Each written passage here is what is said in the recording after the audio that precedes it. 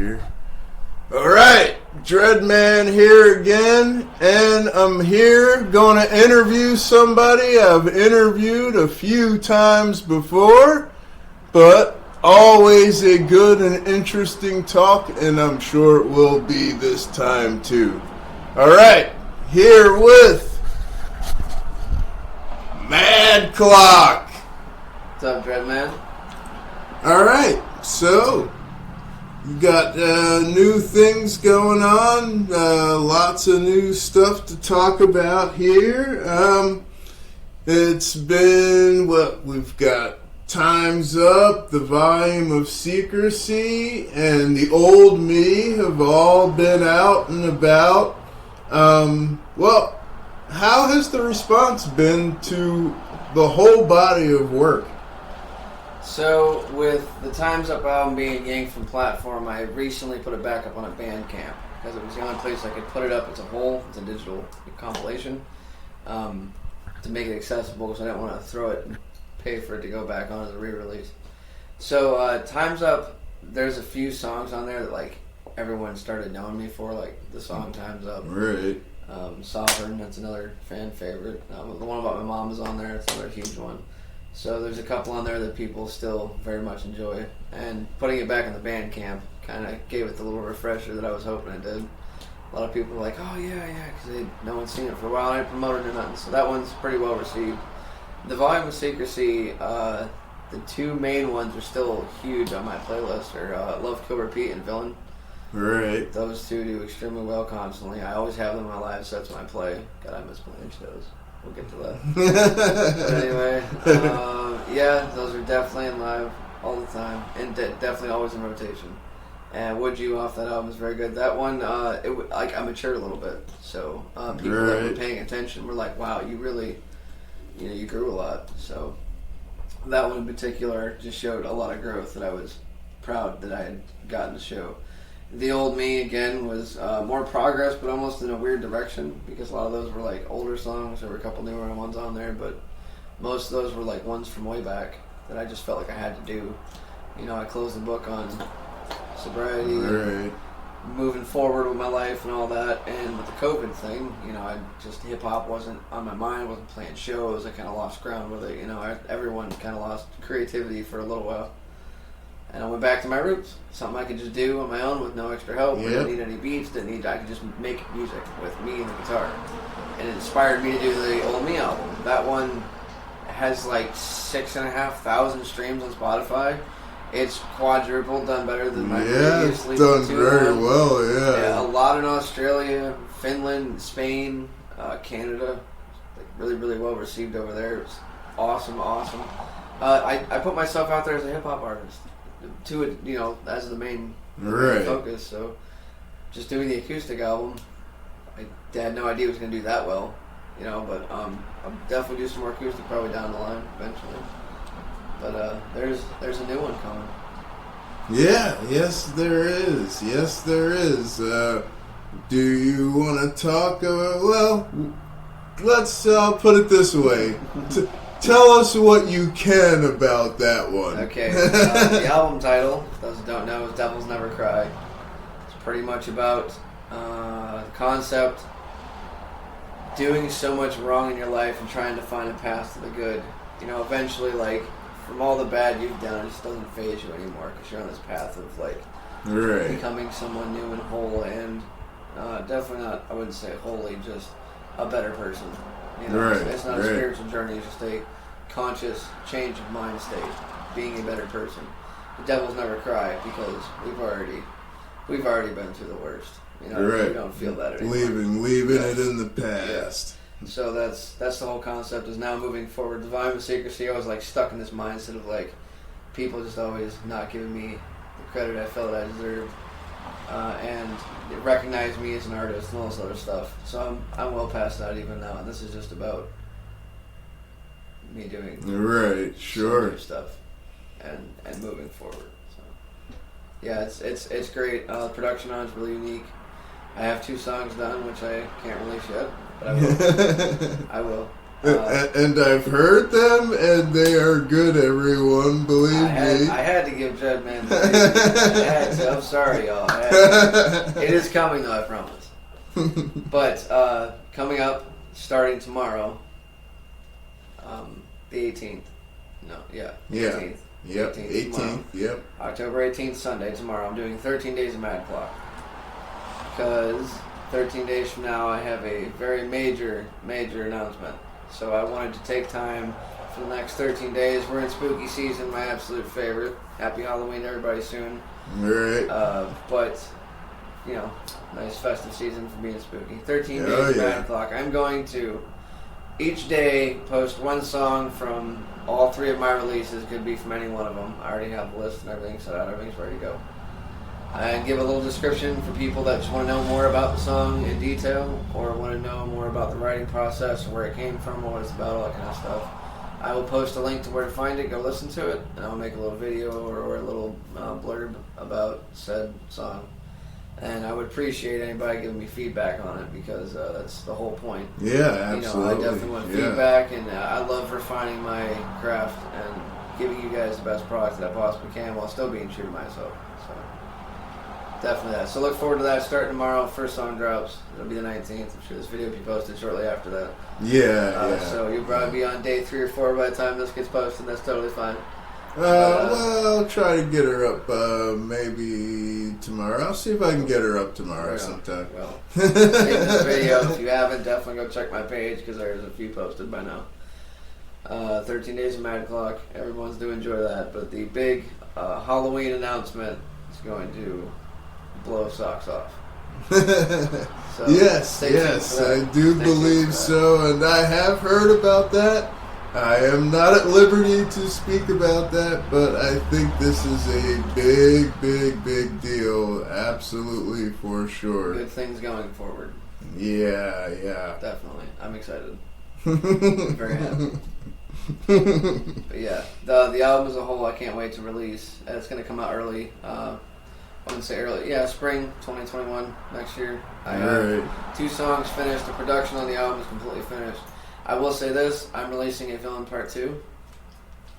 Right. So that's for people to be interested about. It's going to be a 3-part series. I think I mentioned that before. Part 2 is going to be on the album.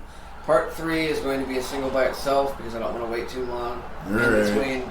It's been about a year since the last release, and I want to keep things fresh. Eventually, we'll be doing a video for all 3, but Villain 2 will be on Devil's Never Cry.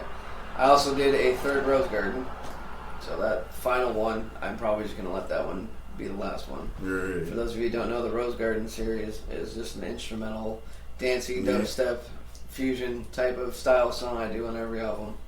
Except for the old me, because it was obviously acoustic. Yeah, that was totally left turn. Switch gear, which apparently everyone liked. I mean, I seriously considered being like, maybe I don't need all this hip hop stuff. But no, I don't think I could ever turn away from it. I love rapping. I absolutely love it. Yeah. If you told me 3 years ago, about 4 years ago, that I'd be really good at rapping and I would love doing it, I would have laughed my ass off. Speaking of your production and everything, you still do all of your own stuff, everything. Every single album. Everything. And I've honestly considered using other people's beats, because there's so many good producers out there. You know, I get like spam mail or this and that, and I just want to check it out and see what it sounds like. You know what I mean? Most of the time I'm like, trash, garbage, boring. No, not me. I couldn't do anything on it. Every once in a while I get one where I'm like, that is really, I feel like I could really do something with that. But at the same time, I just feel the need to push the fact that I do everything myself. Right. Because to me, that's something to be proud of. And you don't need to be doing that to be good at what you do. That's just what I want to be good at. It's what I want to be known for. You know what I mean? Like, that's just my pitch. That's my goal. Yeah, you're just coming from me, you're a very unique but very good beat maker, producer. Yeah, that's the thing. For sure. I love making my own beats, but I don't know if I could make, I don't know if the term exists, regular sounding beats. Like right. Regular beats? I don't know.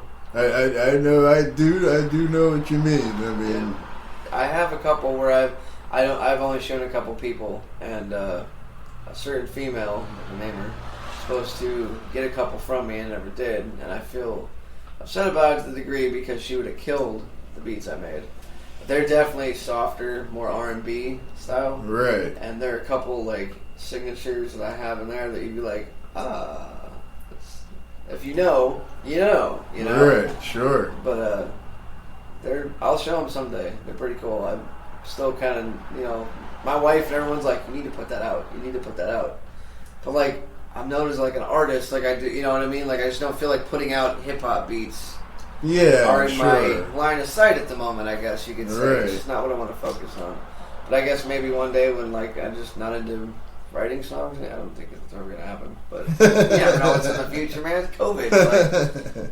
Like, I could wake up January 1, 2021 and be like, I'm never rapping again. Selling beats. How do you, I'll put it this way. You've got a lot of output going on. How do you manage? I mean, I know you're the father and the husband, and you work a regular job, and I'm a retail man. but you manage to keep putting out a lot of stuff. I mean, in a small time frame, you've got a lot going on. Yeah. I know guys that like do songs every week, or they put out songs every couple months. I don't have that kind of like output management yet, I guess. But I guarantee you, once a year, you will see me pull out a full project. Right. You know what I mean? Right. Because as you know, like I don't want to just put it on SoundCloud or just a YouTube. I want potential for monetization, because I've been doing this long enough that I have marketing knowledge now. I have all these other things at my disposal that I've been working on and learning. Why not utilize those things? Right. So I'm making sure every time, because like you said, I'm a father of 6, I have a full-time manager, I work 40 hours plus a week, I have this going on, the COVID, so my kids are at home now doing schoolwork, so I have schoolwork to do with them. Right. I'm constantly busy, it's a lot, so I don't have that monetary ability to be putting out singles, because you go through a digital distributor, people don't know, just check it out yourself, but it gets costly. Oh, yeah, absolutely. The return is nowhere near what you spend in getting it out there. Sure. Which sounds like, who would do that? We do. Yeah, you kind of have to. We just do it. Yeah. But yeah, anyway. So I just like getting a bunch of material when I can, here and there, work on this. Kids come in here, they'll watch TV, I throw my headphones and work on beats. We still hang out together and have fun. And God, cook dinner every night. My wife works second shift, I work first shift. Wow. House run, so I barely see her. I come home, I do dinner, I do homework with the kids, and then when I got time, I'm here. You've definitely got some motivation and drive going, man. I have to schedule everything, which, sucks at the same time. It's the only way I'm going to get everything done I want to accomplish. So I have certain structures and schedules in place that I have to live by if I want to accomplish these things. You know what I mean? It's just a lot of willpower. Willpower. Yeah, I'm sure, man. That's definitely a lot. Yeah. All right. What do you think about the state of I'm going to say the entire hip-hop scene, even kind of from the perspective of what you're doing right now? Yeah. What do you think is the state of this whole thing right now? I think people are from what I see content-wise, what people are putting out is pretty good. And I think people's creativity, they've had to just buckle down, because we can't do anything else. I put it on an entire album during COVID. You know what I mean? People that were just that hungry to do it, they just did it. And we've been on lockdown. Even people, it just we're not back to normal, obviously. So what show's not still being a thing, but once in a while, if you get lucky, still is pretty minimal capacity. You get all these regulations and rules and masks and distance and all this. It's almost more of a headache. And to say that, it's we just got to fight through it. Obviously, duh. But it gets to be a lot. You know what I mean? To put on a show now is probably hard as hell. Oh yeah, I wouldn't even want to try to put on a show right now. It's got to be outdoors. Nightmare. Basically. Yeah, man. Yeah. And with the cold weather coming, like it's gonna come to a halt pretty much if other things don't change. But I think creativity wise, people have been putting out some really good stuff. Yeah. C. Brown's still working, doing really cool stuff. I always like following him, doing stuff. Johnny Evans, Tony Ficino, them guys were doing stuff. Oh yeah. Oh, I haven't seen him in a while, man. Yeah. Those guys always when they want to put stuff out, they work and they just do it. Right. I mean, it's great to see the creativity. But I think people we're tired and we're like begging for shows. We really want shows right now. I think I wouldn't be surprised if a lot of artists have a lot of backlog of material from just writing from the COVID crisis. Oh yeah. There is definitely. I'm dying to play a show because I want to play my old stuff, but I want to play his new stuff really bad. Like really bad. I don't know how much I can say it more. Really bad. And that's what everyone's just like. Oh my God, shows! Oh my God, shows! Please, shows! Everybody wants to go back. So with the state being what it is, I think it's almost a blessing in disguise because when we do go back to normal, I don't think everyone's gonna take our shows for granted again.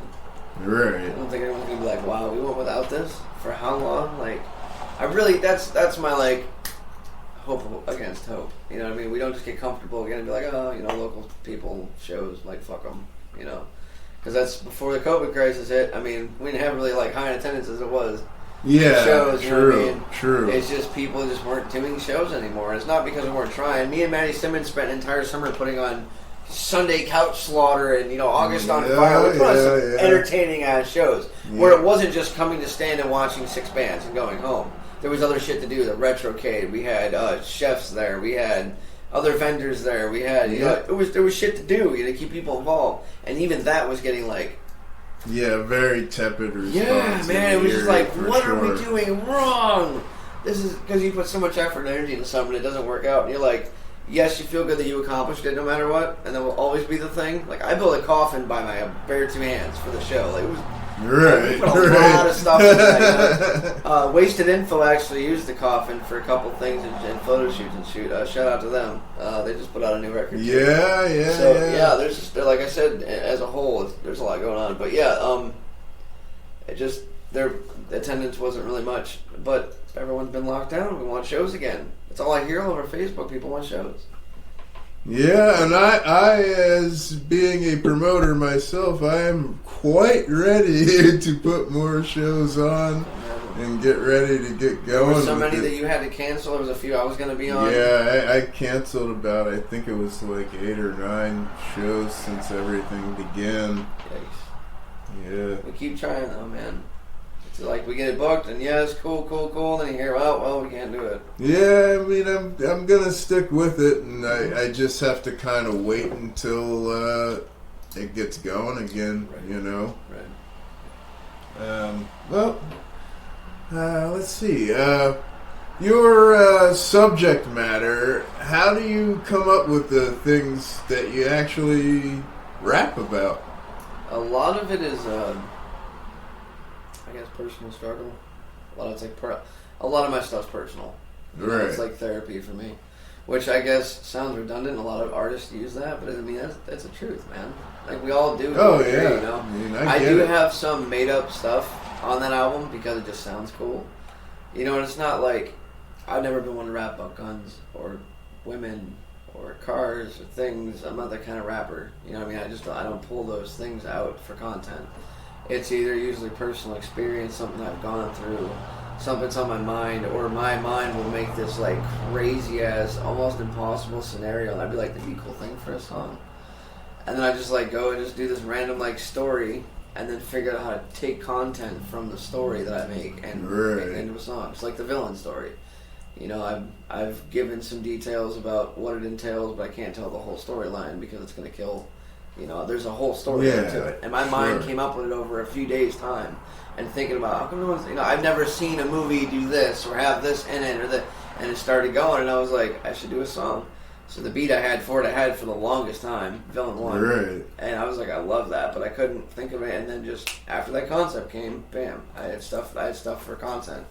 Because I just always want to write about me, you know. I feel like it gets old and redundant.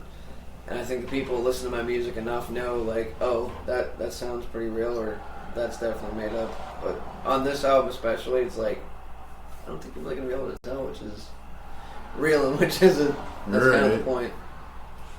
Speaking of the fans, the audience that you have, do you have a target audience that you go for, or you just put it out and? Yeah, I do have demographics back on my stuff. It does vary, and it varied from album to album greatly. Right. I had like between 18 and 24 was my biggest marginal gap for age range for the all of volume of Secrecy, and then I'm getting demographics back for the old me from anywhere it was like 48 to 60. Right. Year-olds were like jamming it out hard. They were like 60% or better. You know what I mean? So it tells me I think my target audience is going to be dependent on what I'm doing at that particular time. You know what I mean? Yeah, because I don't box myself in. I don't want to. I don't want to be just, I only do this. I have this general sound of what I generally do, but my target audience is primarily males. Just guys like hearing me do my thing. Right. And 18 to 35, I'd say is probably a good safe range for most of my material. Right. But overseas, definitely like Australia. I'd say I do pretty well in Australia, pretty much anything I do. What do you think it's going to take for it to really, like, you caught on pretty good in Australia. Yeah. How are you going to get it to that level, do you think? What's it got to take to get that here in the U.S.? Man. I know that's probably a tough question. It is. I do, to a fault, I don't monetize advertising enough. You know, I do maybe once here and there. I didn't advertise any monetization for my bigger releases. It was all just word of mouth, sharing this, putting it on this. I did get a hold of, you know, outside sources personally, and those were all mostly successful. Right. So, this time I'm setting up a mailing list. Right. And through my research of whatever else and all my findings, with the mailing list you beat an algorithm because you're not a slave to it. Facebook has an algorithm. You're a slave to their algorithm. Whether if someone's going to see you or not, or your fans that watch you, religious, they're going to see that or not, they have to go to your page. Where a mailing list, you get people that want to see you. Right. And then you keep them in personal, direct, immediate contact, and they feel closer to you. You know, I want super fans. I want people that want to follow me in my journey. Yep, I totally get that, man. So I think if this mailing list is probably going to give me the best chance at a more successful run, I'd say, in the States. Because as long as apparently my stuff gets to Australia, I'm fine. I'm good. I might even move. I don't know. But what's up, Australia? If you're seeing this, thank you.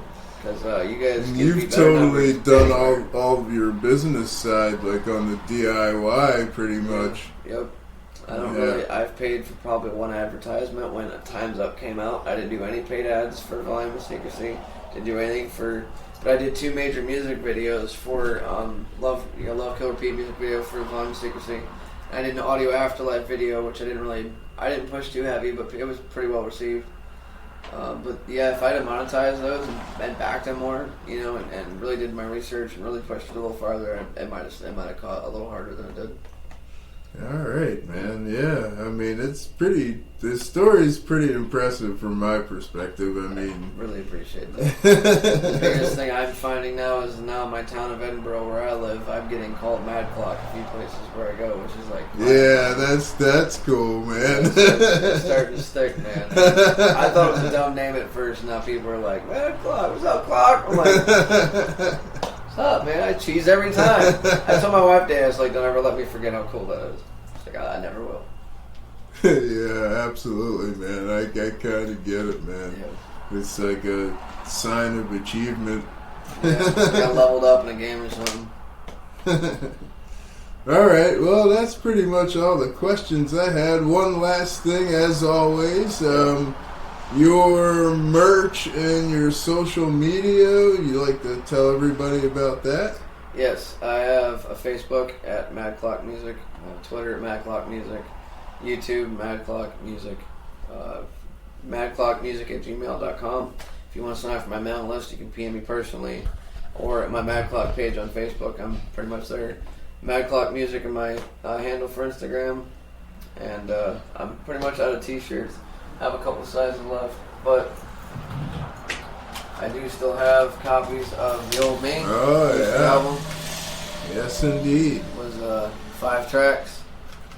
You want to hear me do something different other than rap? I mean, get your hands on this. This is only $5. I dropped the price of the Volume of Secrecy because it is an older album now, from 10 to 5, so you can get a package deal. I give you The Old Me and Volume of Secrecy for $8. All right.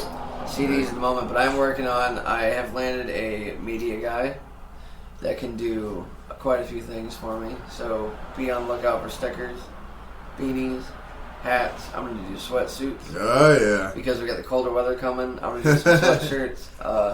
I'm actually going to do my own line of suspenders, too, because, I've been rocking them lately, and they've kind of been my thing. So, love be cool to have my little logo on them or something.